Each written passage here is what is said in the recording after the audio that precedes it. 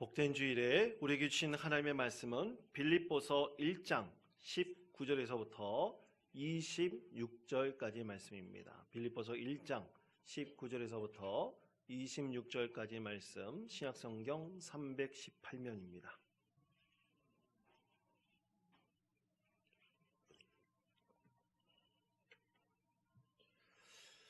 자, 이 말씀을 제가 봉독하겠습니다. 이것이 너희의 간구와 예수 그리스도의 성령의 도우심으로 나를 구원에 이르게 할 줄 아는 고로 나의 간절한 기대와 소망을 따라 아무 일에든지 부끄러워하지 아니하고 지금도 전과 같이 온전히 담대하여 살든지 죽든지 내 몸에서 그리스도가 존귀하게 되게 하려 하나니 이는 내게 사는 것이 그리스도니 죽는 것도 유익함이라.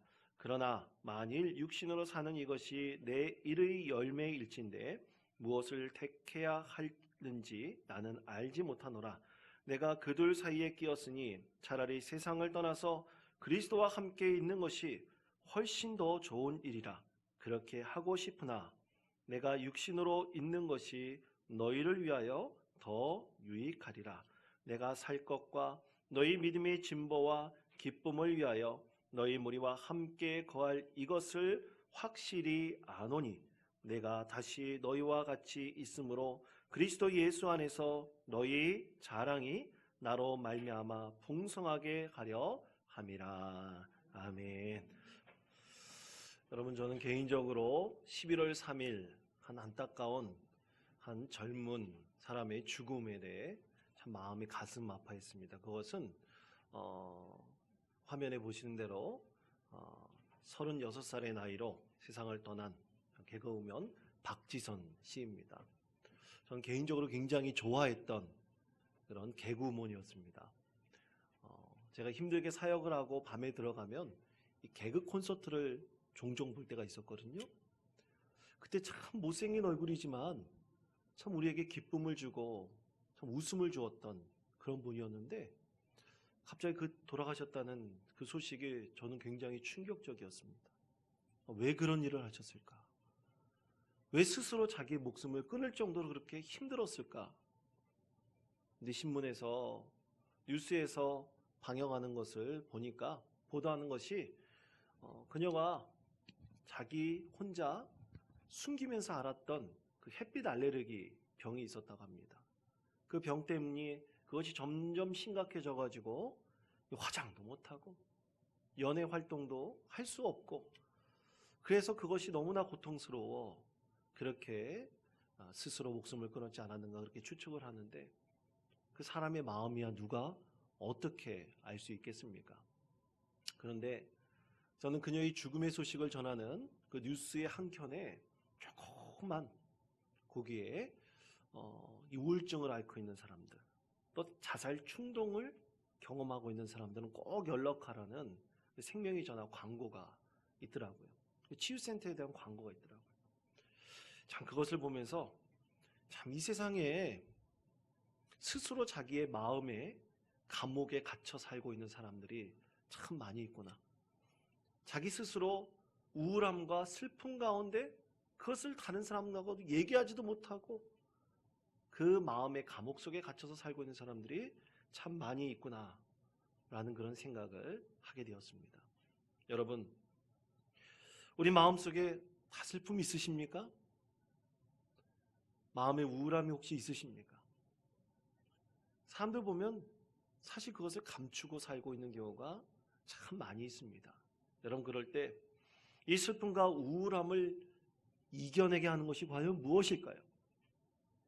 광고에 나와 있는 그 조그만 생명의 전화 치유센터입니까? 아니면 좋은 유명한 의사입니까? 여러분, 오늘 하나님께서 우리에게 말씀하시는 것은요, 이 모든 마음의 감옥 속에 갇혀있는 슬픔과 우울 속에 살아가는 사람들의 진정한 치유는 참된 기쁨이다. 오늘 하나님께서 우리에게 이렇게 말씀을 하십니다. 그렇다면 여러분, 참된 기쁨은 과연 무엇일까요? 여러분, 우리가 읽지 않은 히브리서 12장 2절의 말씀이 있습니다. 이 말씀, 우리 화면에 있는 말씀을 다 같이 한 목소리로 봉독하겠습니다. 믿음의 주여 또 온전케 하시는 이인 예수를 바라보자. 그는 그 앞에 있는 기쁨을 위하여 십자가를 참으사 부끄러움을 개의치 아니하시더니 하나님 보좌 우편에 앉으셨느니라. 아멘. 자, 여러분 이 말씀을요, 히브리서 12장 2절 하반 부분에 공동 번역 성경은 이렇게 번역을 하고 있습니다. 화면을 봐주시기 바랍니다. 그분은 장차 누릴 기쁨을 생각하며 부끄러움도 상관하지 않고 십자가의 고통을 견디어 내셨습니다. 이렇게 번역을 하고 있습니다. 예수님께서 앞으로 누릴 기쁨을 위해서 십자가의 부끄러움을 견디셨다. 그렇게 말씀합니다. 그러면 대체 기쁨과 이 십자가는 어떤 상관관계가 있을까요? 이것은 여러분 오늘 우리에게 주신 말씀, 바울 사도를 통해서 주신 하나님의 말씀인 빌립보서 1장 19절과 20절의 말씀과도 연결되어져 있습니다. 다시 한번 이 말씀을 한 목소리로 봉독하겠습니다. 이것이 너희의 간구와 예수 그리스도의 성령의 도우심으로 나를 구원에 이르게 할 줄 아는 거로 나의 간절한 기대와 소망을 따라 아무 일에든지 부끄러워하지 아니하고 지금도 전과 같이 온전히 담대하여 살든지 죽든지 내 몸에서 그리스도가 존귀하게 되게 하려 하나니. 아멘. 자, 여러분 빌립보서 1장 19절 첫 부분 맨 앞부분에 이것이라는 말씀이 있습니다. 이것은 바울 사도가 지금 당하고 있는 일을 가리키고 있어요. 그럼 바울 사도가 지금 2000년 전에 지금 이 빌립보 교인들에게 보내는 편지를 쓸 때 어떤 처지에 있는가? 그는 감옥 속에 있습니다. 감옥 속에서 지금 편지를 쓰고 있는데 빌립보서 1장 19절 뒷부분 말씀에 이런 감옥에 처해 있는 그런 상황을 나를 구원에 이르게 할 줄을 아는 거로 라고 그는 고백하고 있어요. 그것을 구원이라고 했습니다. 감옥 속에서 구원받는 거예요.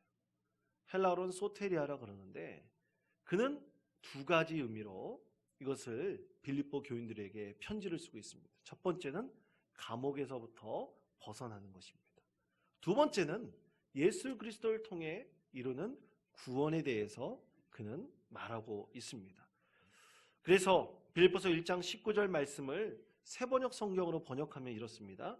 나는 여러분의 기도와 예수 그리스도의 영의 도우심으로 내가 풀려나리라는 것을 압니다. 아멘. 그러니까 빌립보 교회 성도들이 지금 감옥 속에 있는 바울 사도를 위해서 간절히 중보기도 하고 또 성령께서 나를 도와주셔서 내가 곧 감옥에서 풀려날 것을 확신하고 있습니다. 그런 뜻이죠. 자, 그렇다면 여러분 이 바울 사도는 감옥에서 벗어나는 것을 구원이라고 했는데 그런 구원의 첫 번째 의미를 말하는 이 감옥에서 풀려난다는 것은 무엇일까요? 여러분 바울이 이 감옥 속에 갇혀 있는 그것에 대해서 구원이라고 말하면서 그는 그것이 굉장히 부끄러운 일이다, 수치스러운 일이다 라고 고백을 했습니다. 감옥 속에 들어가 있는 것이 그렇게 수치스럽고 부끄러운 일이라고 했습니다. 그럼 왜 감옥 속에 있는 것이 그렇게 부끄럽고 수치스러운 일인가? 그것은 현재도 마찬가지지만 특히 과거 2000년 전에 로마 시대 때 살고 있던 사람들은 가문의 명예가 최고였습니다. 그리고 황제에게 충성하는 것이 아주 영광스러운 일이었습니다. 그래서 자기의 가문에 수치스러운 일을 한다거나 또 부끄러운 일을 한다는 것은 죽음보다 더한 것이라고 생각을 했어요. 그것은 우리나라 조선시대 때도 마찬가지죠. 지금도 이슬람권에 있는 사람들은 아주 극히 일부라고 할 수 있지만 가문의 명예 때문에 살인하는 일이 일어나고 있지 않습니까? 가문에게 이 수치스럽고 부끄러운 일을 하면 안 돼요.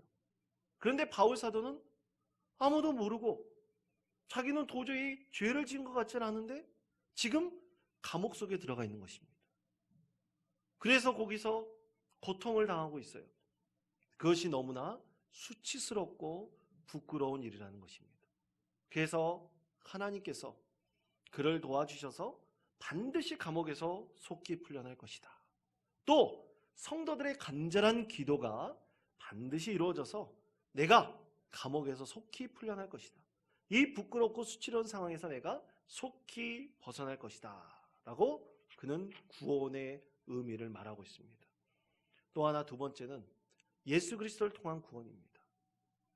예수님께서 십자가상에서 부끄러움을 당하시고 수치를 당하셨다는 것입니다. 그러면 왜 십자가가 부끄러움이고 수치스러운 일일까요? 여러분, 아까 좀 전에 바울 사도가 말했듯이 죄를 받아서 십자가형에 당하는 사람은 최고 가장 중한 벌을 받는 사람들입니다. 여러분 살면서 검사 만날 일 있으세요? 여러분 가능하면 검사 만나지 않기를 축원드립니다. 좋은 일로도 만나지 않는 것이 좋습니다. 별로 사귀지 않는 것도 좋습니다. 예전에 제가 섬기던 교회에서 어떤 권사님 댁에 신방 갔는데 권사님 아들이 사법고시 합격을 해가지고 연수원을 나왔는데 검사로 재직하게 됐대요. 너무나 축하할 일이라고 한번 만나자고 그러시더라고요. 저는 안 만난다 그랬습니다. 별로 만나고 싶지 않더라고요. 여러분 살면서 사람들이 죄를 짓고 또 죄 가운데 살아가는 것은 너무나 부끄러운 일입니다.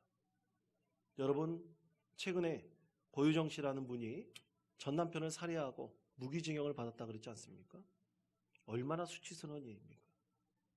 거기 당한 유족들은요 사형시켜야 된다 그랬어요. 그만큼 죄의 낙인을 찍어야 된다 그랬습니다.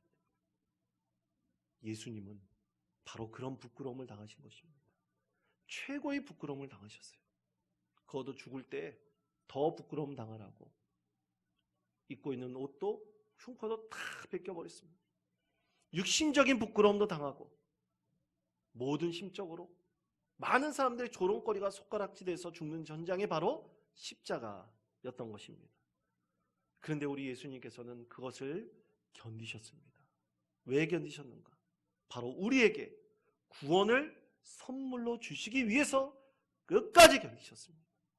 그리고 그 구원의 선물을, 기쁨의 선물을 우리에게 선사하셨습니다.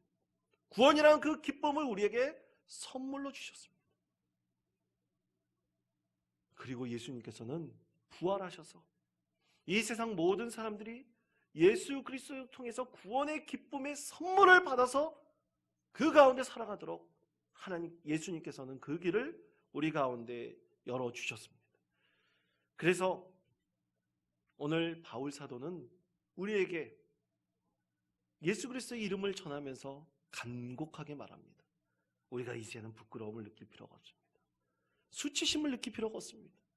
나도 지금 감옥 속에 있지만 더 이상 수치를 느낄 필요도 없고 부끄러워할 필요가 없습니다. 왜냐하면 예수 그리스도께서 우리를 구원하시고 우리에게 기쁨을 선물로 주셨기 때문입니다. 그래서 우리는 이 세상에 살면서 전혀 부끄러움에 개의치 않을 삶을 살아가고 있는 것입니다. 간절히 지금 빌립보 교회 교인들에게 편지로 보내고 있는 것입니다. 그래서 빌립보서 1장 20절에서부터 21절까지 말씀이 이렇게 말씀하고 있습니다. 나의 간절한 기대와 소망을 따라 아무 일에든지 부끄러워하지 아니하고 지금도 전과 같이 온전히 담대하여 살든지 죽든지 내 몸에서 그리스도가 존귀하게 되게 하려 하나니 이는 내게 사는 것이 그리스도니 죽는 것도 유익함이라. 그는 고백합니다. 그럼 이것이 무슨 말씀이냐? 여러분 바울 사도는 기쁨을 선물로 받았다고 했습니다. 근데 20절 뒷부분의 말씀에 보면요, 이 21절 앞부분과 비슷하게 살든지 죽든지 내 몸에서 그리스도가 존귀하게 되게 하려 하나니 라고 말씀하고 있으며 21절에서는 내게 사는 것이 그리스도니라고 했습니다. 다시 말해 이것을 합쳐서 우리가 이해해 본다면 예수 그리스도가 내 안에 살아계시고 역사하시는 모든 그리스도인들은 구원의 기쁨을 선물로 받았기 때문에 이 세상 살아가면서 전혀 부끄러워할 필요도 없고 수치심을 느낄 필요도 없고 오직 담대하게 예수 그리스도 안에서 이 기쁨의 선물을 가지고 살아갈 것을 말씀하고 있는 것입니다. 사랑하는 성도 여러분, 우리는 이런 구원의 기쁨을 선물로 받았습니다. 믿으십니까? 그렇습니다. 늘 고백하시기를 축원드립니다. 예수님께서는 이것을 위해서 십자가의 부끄러움을 당하시고 견디고 이기셨던 것이죠. 그래서 예수님께서는 부활하셔서 수많은 사람들의 구원의 길로 인도하셨고, 이 세상 모든 사람들이 예수 그리스도를 통해서 어떠한 수치심과 부끄러움도 개의치 않고 살아가도록 우리 예수님께서는 기쁨을 선물로 주셨던 것입니다. 그러므로 사랑하는 성도 여러분, 이런 부끄러움, 수치심을 전혀 개의치 말고 살아가실 때 오직 예수님께서 주신 구원의 기쁜 선물이 여러분 심령 가운데 가득 넘치기를 축원드립니다. 그렇다면 예수님 안에서 주시는 이 기쁨, 우리 그것은 과연 무엇일까요? 그것이 어떻게 하면 이 수치심을 이겨갈 수 있을까요? 제가 한번 모셨던 이 교수님께서 이 다리를 다치셔가지고 병원에 입원하셨습니다. 그래서 수술을 받으셨는데, 그때 상담학 수업을 받을 때 교수님이 그 얘기를 하시더라고요. 수치심과 부끄러움에 대해서 강의를 하시는데, 그때 이런 얘기를 하셨습니다. 병원에 누워있는데 이제 수술을 받아가지고 발 한 자국이 땅에 디딜 수 없어가지고 이 화장실에 갈 수 없는 겁니다. 화장실에 갈 수 없으니 누가 대신해서 이 대소변을 받아줘야 되지 않습니까? 간병인을 쓰지 않으면 자기 가까운 사람이 누굽니까? 아내가 해줘야 됩니다. 사모님이 해주는데 이제 대소변을 받아서 하는데 갑자기 마음속에 부끄러운 생각이 드는 거예요. 수치심을 느끼셨습니다. 수십 년 동안 같이 살았던 내 아내에게서도 내가 부끄러움을 느끼고 있구나. 그렇다면 지금 병상에 누워있고 또 다른 사람의 손길이 없으면 도저히 움직일 수 없는 저 환자들은 얼마나 부끄러움을 느낄까? 그런 마음이 드셨다 그래요. 제가 말씀을 준비하면서 제 아들들이 생각났습니다. 이 고등학교, 중학교 다니는 제 아들들이 부모 앞에서 샤워하고 나면요, 그냥 깨댕이 벗고 다닙니다. 그냥 벗고 다녀요. 한 번에 애들한테 물어봤어요. 얘들아, 너희 부모 앞에서 그렇게 다니는데 안 부끄럽냐? 그러더니 하는 얘기가 그런 겁니다. 아니, 엄마 아빠 앞에서 뭐가 부끄러워요? 그러더라고요. 여러분, 그렇습니다. 아내도 부끄러움을 가릴 수도 없고 어떤 사람도 가릴 수 없지만 바로 부모는 가릴 수가 있는 겁니다.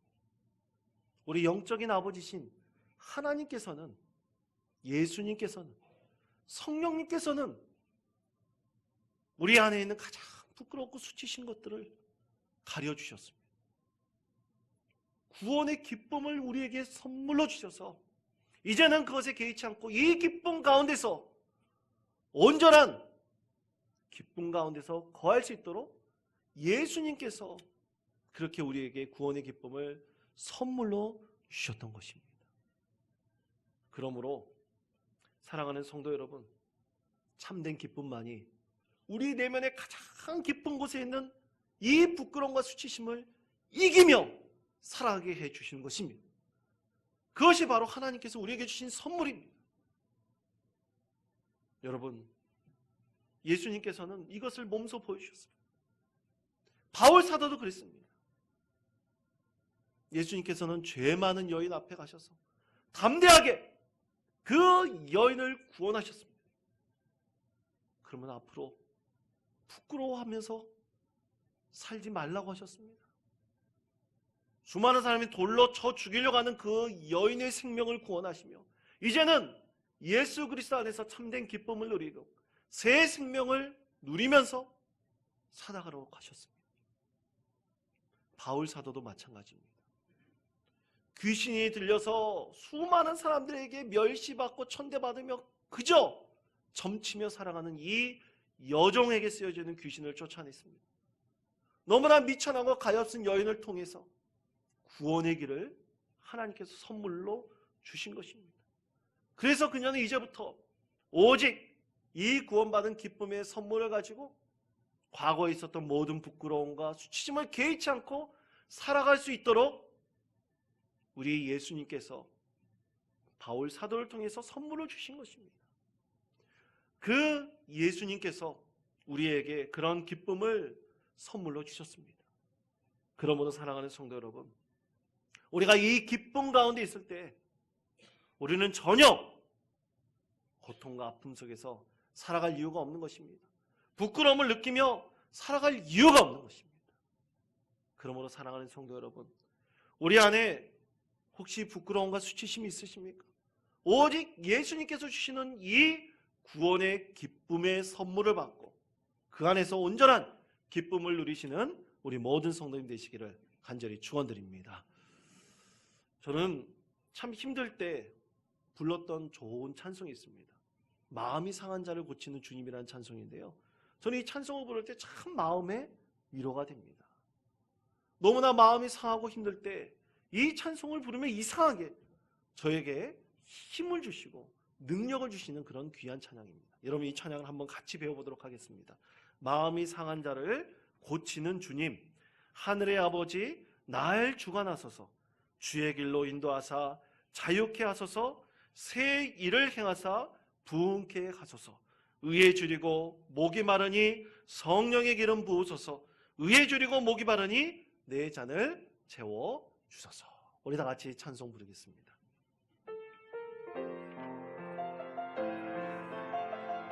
우리 가슴에 손을 얹고 하는 찬송 부르볼까요? 여러분, 상한 심령이 있다면 그것을 주님께 고백하면서, 마음을 고백하면서 찬양하겠습니다. 마음이 상한 자를 고치시는 주님, 하늘의 아버지 날 주관하소서, 주의 길로 인도하사 자유케 하소서, 새 일을 행하사 부흥케 하소서, 의에 줄이고 목이 마르니 성령의 기름 부으소서,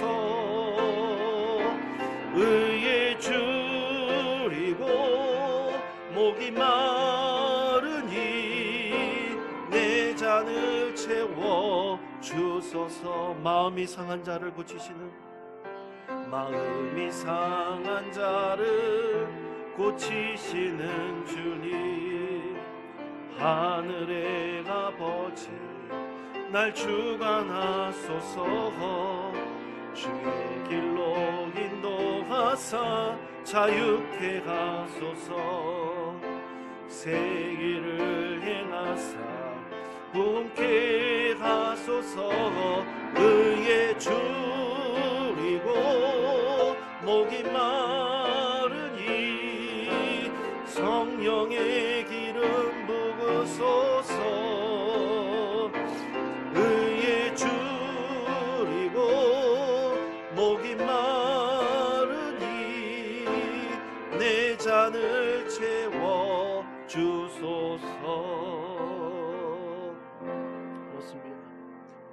상한 심령 가운데 찾아오시는 주님께서 우리의 마음을 고쳐주시고 새롭게 해주십니다.